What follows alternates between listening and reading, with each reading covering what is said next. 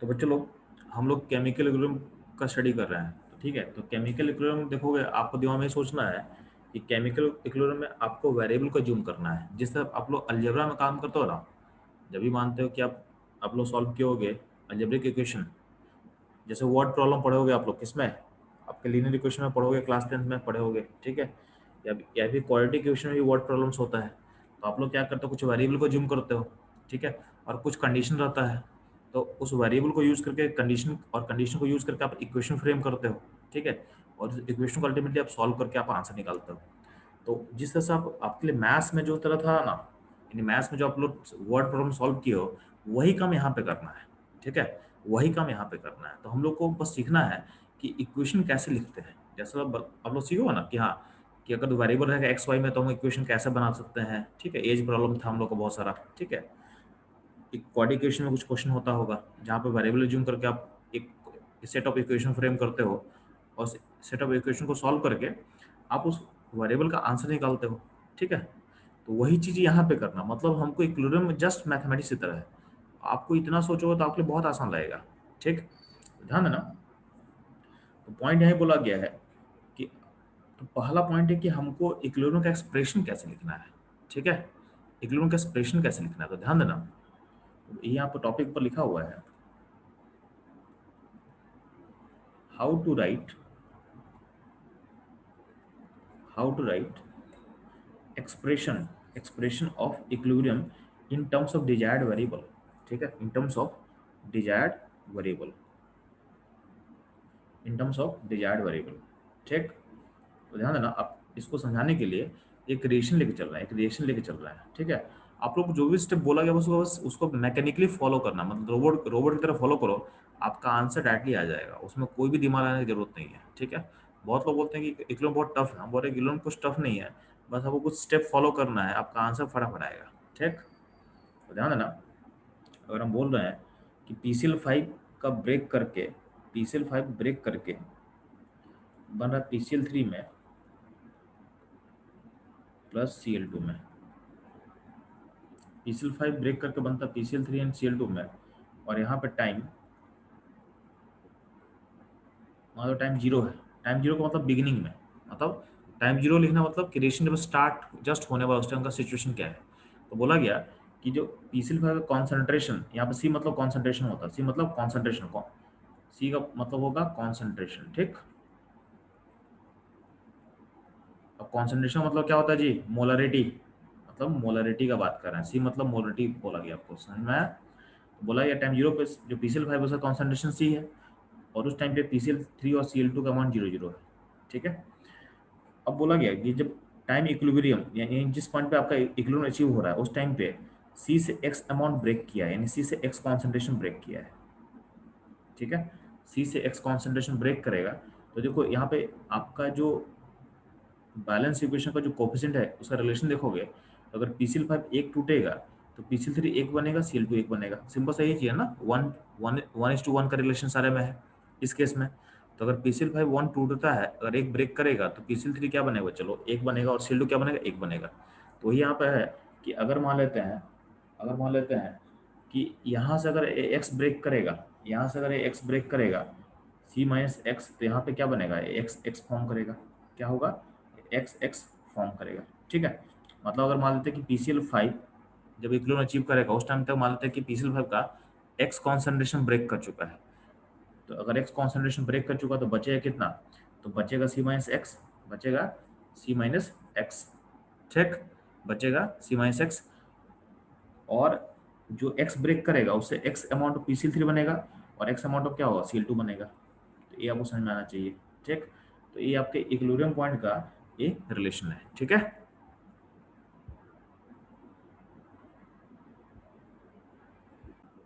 तो बच्चों लोग हम लोग यहाँ पे जो इक्वेशन, यहाँ जो हम एक्सप्रेशन लिख रहे हैं इसमें एक्स का एक्स वेरिएबल है, सी तो कांस्टेंट है ना, सी तो आपका बिगिनिंग का कॉन्सेंट्रेशन है। तो यहाँ पे जो इक्विलिब्रियम पॉइंट का है उसके एक्सप्रेशन में हम जो एक्स एज्यूम की एक्स क्या है, वेरिएबल है, तो इसी वेरिएबल के लिए हमको सॉल्व करना होगा। तो देखो इसका सॉल्व करने का इक्वेशन आपको पता है।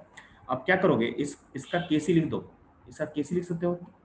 तो केसी पढ़ो ना, केसी का मतलब क्या होता है, अगर इस इक्वेशन का केसी लिखें तो क्या लिखेंगे हम लोग, concentration of PCl3, into concentration of क्या होगा Cl2 divided by concentration of क्या होगा PCl5। ये तो Kc होता है, ठीक है। तो हम लोग Kc लिख दिया। अब ध्यान ना Kc का जो एक्सप्रेशन होता है, Kc के एक्सप्रेशन में कॉन्सेंट्रेशन किस पॉइंट का लेते हैं हम लोग, तो लेते हैं इक्विलिब्रियम पॉइंट का। यहाँ पे E लिखने का मतलब है यहाँ जो कॉन्सेंट्रेशन पुट होने वाला इस इक्वेशन में वो होगा इक्विलिब्रियम पॉइंट का। तो जो Kc Kp अभी तक आप लिखना सीखे हो ना एक्सप्रेशन, वो बेसिकली वो इक्वेशन देने का तरीका है, मतलब वो सिखा आप लोगों को इसे सिखाया जाता है ताकि आप एक मैथमेटिकल इक्वेशन सेटअप कर पाओ। अब क्या करेंगे, आपका जो इक्विलिब्रियम पॉइंट है उस टाइम में जो कंसंट्रेशन है वो उसमें एक्स का वेरिएबल है, ये जो वैल्यू है इसको पुट कर दो उसके जगह पे। तो Cl2 का कंसंट्रेशन कितना एक्स है, तो Cl2 का एक्स है, PCl3 भी एक्स है, और डिवाइडेड बाई PCl5 कितना है C माइनस एक्स है। तो आपके पास देखोगे तो आपके पास एक इक्वेशन फ्रेम हो चुका है। तो Kc कांस्टेंट होता है, वो आपको क्वेश्चन में दिया रहेगा, तो इसमें वेरिएबल सिर्फ क्या रहेगा, वेरिएबल सिर्फ एक्स रहेगा। तो आप एक्स के लिए सॉल्व कर सकते हो क्वेश्चन, यानी आप एक्स को इसमें आप इजीली निकाल सकते हो, ठीक है। यानी जब आपको कॉन्सेंट्रेशन दिया रहेगा, यानी आपको रिएक्शन में कॉन्सेंट्रेशन दिया रहेगा, तो आप आपका कॉन्सेंट्रेशन के टर्म में एक वेरिएबल ले लेना, उस वेरिएबल के टर्म में इक्विलिब्रियम पॉइंट का जो भी कॉन्सेंट्रेशन हो सकता है उस वेरिएबल के टर्म में एक्सप्रेस कर देना। उस वेरिएबल को फिर क्या करना, केसी का एक्सप्रेशन लिखोगे, उसमें क्या करोगे उस पॉइंट का कंसंट्रेशन को पुट कर देना, यानी जो वेरिएबल के टर्म में आप एज्यूम किए हो, तो आपका एक इक्वेशन सेटअप हो जाएगा। और इस इक्वेशन को लास्ट में क्या है बस सॉल्व करना है, तो आपका आंसर आ जाएगा, ठीक है। ये रहेगा पूरा प्रोसेस, ये रहेगा पूरा प्रोसेस, ठीक है। तो ध्यान रखो बच्चों लोग, आपका हर केस में क्या करेगा ना, हर केस में आपका क्या करेगा, आपका जो वेरिएबल है उसको अलग अलग फॉर्म में देखना पड़ेगा। जैसे मान लें यहाँ पे हम कॉन्सेंट्रेशन दे दिए शुरू में, यानी इस इक्वेशन में क्या है कि बिगिनिंग में स्पेशल का कॉन्सेंट्रेशन है, तो यहाँ जो जो वेरिएबल हो गया कॉन्सेंट्रेशन के टर्म में लोगे, यानी यहाँ जो एक्स का कॉन्सेंट्रेशन है, ठीक है। कभी कभी क्या करता है कि आपको बिगिनिंग में मोल दे देगा, मतलब आपको जो सिस्टम का मोल दे देगा, तो कैसे सोचेंगे तो ध्यान देना। तो यहाँ बोला है कि अगर इन टर्म्स ऑफ मोल होगा तो कैसे काम करना है, इन टर्म्स ऑफ मोल होगा तो कैसे काम करना है, in terms of moles, in terms of moles. तो ध्यान ना आप लोग पढ़े होंगे कि कॉन्सेंट्रेशन क्या होता है, यानी मोलरिटी क्या होता है। तो मोलरिटी होता है mole by volume, mole by volume in litre. यानी हम बोल सकते हैं कि कॉन्सेंट्रेशन और मोल प्रोपोर्शन होता है, कॉन्सेंट्रेशन मोल प्रोपोर्शन होता है, ठीक। और ध्यान देना आप लोग पढ़े होंगे पीवी इक्वल टू क्या होता है एनआरटी, गैस के लिए, फॉर गैस, गैस के लिए, गैस के लिए क्या होता है बच्चे लोग, तो गैस के लिए होता है पीवी इक्वल टू क्या होता है एनआरटी। तो कहीं ना कहीं अगर मान लें पी कांस्टेंट है, सॉरी हाँ पी नहीं, मान लेते हैं वॉल्यूम कांस्टेंट है, वॉल्यूम कांस्टेंट कर देते हैं, टेम्परेचर कांस्टेंट करते हैं और आर कांस्टेंट होता है। तो अगर टेम्परेचर वॉल्यूम कांस्टेंट होगा तो उसके से हम बोल सकते हैं कि प्रेशर और जो मोल है प्रोपोर्शन होगा, प्रेशर और मोल प्रोपोर्शन होगा, ठीक है। तो वही चीज़ यहाँ लिखा हुआ है कि कॉन्सेंट्रेशन होता है प्रोपोर्शनल टू होता है मोल, और प्रोपोर्शनल टू होता है अगर एक गैस रहेगा तो गैस का अपना प्रेशर होता है, तो प्रेशर ऑफ गैस के प्रोपोर्शनल होगा क्या, मोल के प्रोपोर्शनल होगा। एक रिलेशन पर समझाया हुआ है।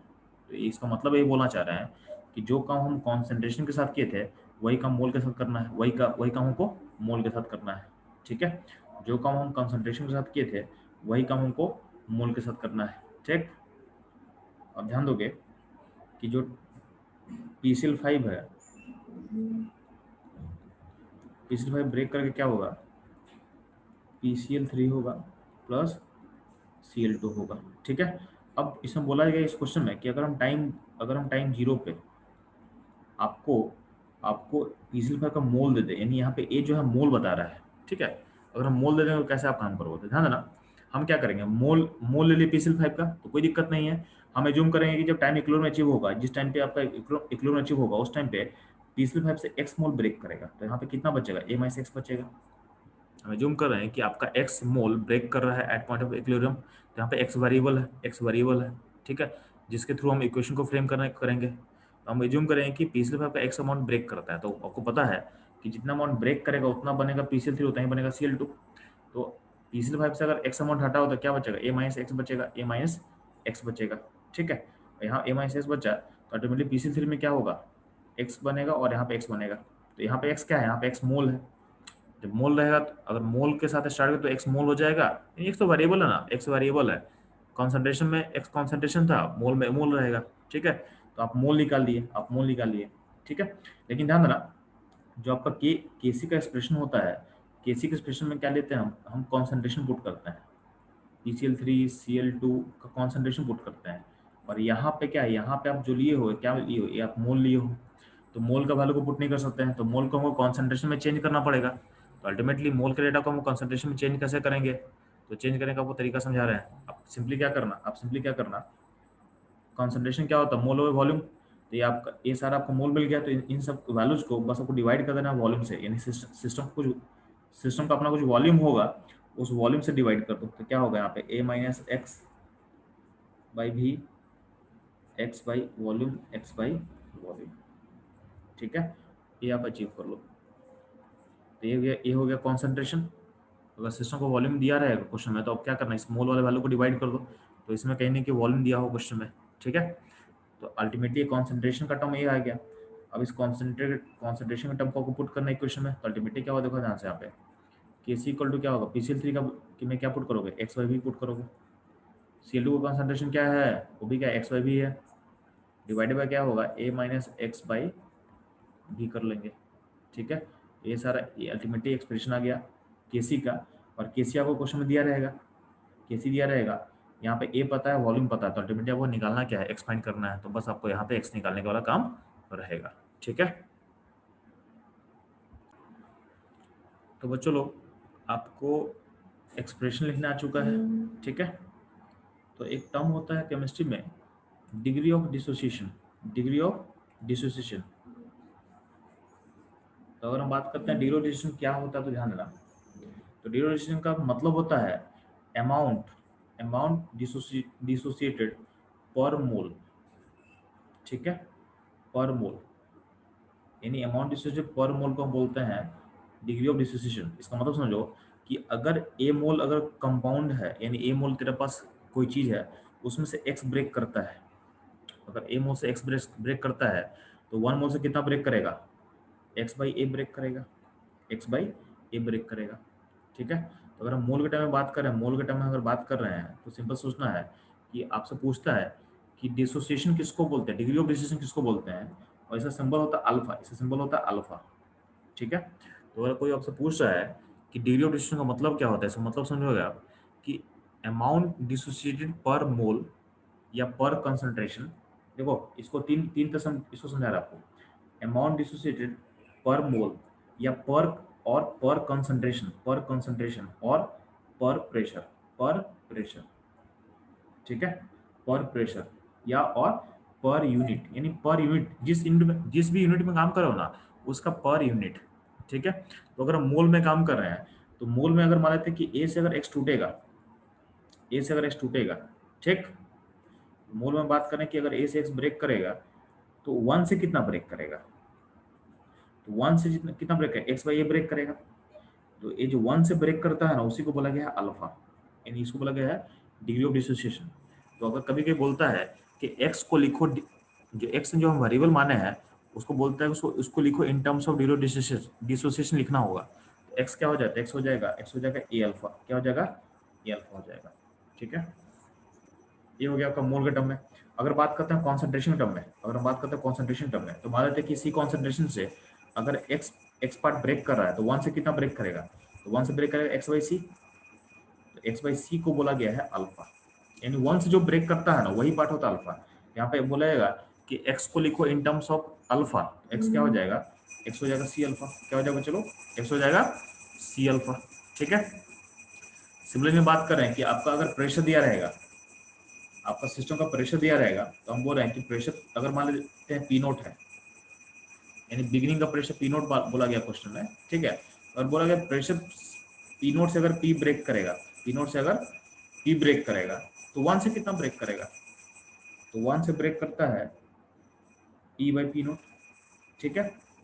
अगर पी नोट से पी ब्रेक कर रहा है, यानी अगर प्रेशर का सिस्टम का पी नोट लिया रहेगा, उसमें से कुछ प्रेशर घटेगा, क्यों घटेगा हम बात करेंगे। तो पी नोट प्रेशर से अगर पी ब्रेक करेगा, पी अगर ब्रेक करता है, तो वन से कितना ब्रेक करेगा, P by P naught break करेगा, इसी को बोला गया अल्फा। तो पी को आप लिख सकते हो पी नोट इंटू अल्फा लिख सकते हो, ठीक है। इस पे हम आगे भी आपको समझाएंगे इस चीज, ठीक है, टेंशन मत लेना। तो अल्टीमेटली हम लोग क्या कर सकते हैं, डिग्री ऑफ डिसोसिएशन टर्म को हम डिफाइन किए कि अमाउंट डिसोसिएटेड पर मोल या पर कंसंट्रेशन या पर प्रेशर, ठीक है, उसको बोला गया है क्या, अल्फा बोला गया है, ठीक।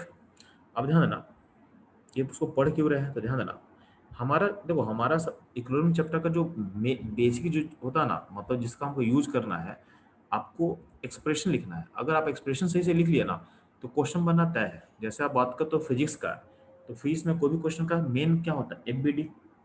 फिजिक्स में अगर किसी भी सिस्टम का आप फ्री बॉडी डायग्राम बना दोगे फिजिक्स में, ठीक है, तो फिजिक्स में जितना इंपॉर्टेंट होता है एफबीडी, उतना ही इंपॉर्टेंट है केमिस्ट्री में, यानी इस इक्लून चैप्टर में आपका एक्सप्रेशन।